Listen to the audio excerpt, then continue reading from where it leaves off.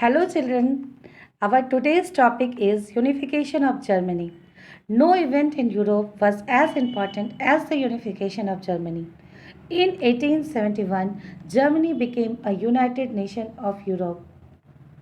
It means it was one of the most important events which took place at that time. In the present world map, you can see here present Germany and present Austria. What were the conditions which resulted into unification of Germany? First step was taken by Napoleon Bonaparte when he reorganized Germany from 300 to 39. Again, an important economic initiative was taken when Zollverein was formed in 1834. In 1848, Frankfurt Parliament was also an initiative for the unification of Germany, but it failed. But what it means that unification of Germany never took place. Now the responsibility of unifying Germany was taken by Prussia.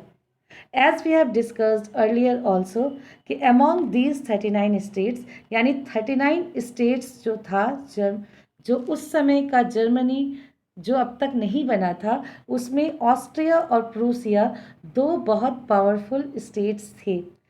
अगर कोई Germany को unify कर सकता था वो या तो Austria कर सकता था या तो प्रूसिया कर सकता था। तो presently this responsibility was taken by Prussia under new king who became king in 1861 that was king William first और 1862 में उनके चीफ मिनिस्टर बने ऑटो वॉन बिस्मार्क जो कि बहुत इम्पॉर्टेंट रोल जिन्होंने प्ले किया for the unification of Germany. Due to this he is called architect of unification of Germany.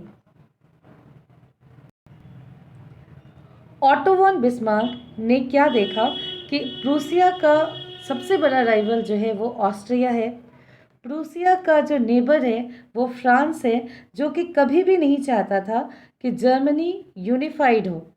अगर यूनिफाइड जर्मनी होता तो वो कुछ ऐसा होता और यू कैन सी हियर कि here France is a neighbour and here Austria is situated.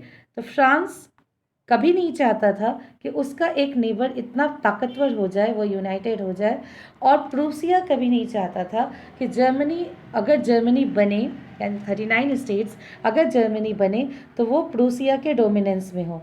तो ऐसे में ऑटो वन बिस्मार्क ने सबसे पहले ऑस्ट्रिया पे अटैक किया इन 1866 और उस समय उन्होंने फ्रांस को अपनी तरफ मिला लिया कि if they will win that war तो in that condition they will give some part of land to France. तो ऐसे में फ्रांस अपने आप को उन्होंने अलग रखा और ऑस्ट्रो प्रूसियन वार में finally Prussia became the winner. तो इट मीन्स 1866 में उन्होंने अपने सबसे बड़े राइवल को डिफीट दिया। Then again in 1870-71 they provoked France to attack on Prussia. उन्होंने कुछ ऐसे सिचुएशन को क्रिएट किया that resulted into France attack on Prussia. लेकिन उस समय प्रूसिया में इस तरह से रोमांटिसिज्म या पूरे जर्मनी में इस तरह से रोमांटिसिज्म फैल चुका था, लोग अपने आप को यूनाइटेड फील करते थे क्योंकि कंडीशंस ही कुछ ऐसा था, ज़ोल्वेरिन का फॉर्मेशन, फ्रैंकफर्ट पार्लियामेंट का formation and again Prussian attack on Austria. तो that resulted in such a condition कि जब फ्रांस ने अटैक किया प्रूसिया पर और इसी बीच ऑटो वन बिस्मार्क ने मिलिट्री को इतना स्ट्रांग बना लिया था कि इस अटैक में पूरे पेरिस शहर को जो कि फ्रांस का कैपिटल था it was captured by Prussia. तो finally two major hurdles was finally wiped out from the scene, यानी दो जो सबसे मेजर हर्डल था ऑस्ट्रिया और फ्रांस, इसे ऑटो वन बिस्मार्क के डिप्लोमेसी के कारण उन्हें अपने रास्ते से हटा दिया and finally that led to the unification of Germany in the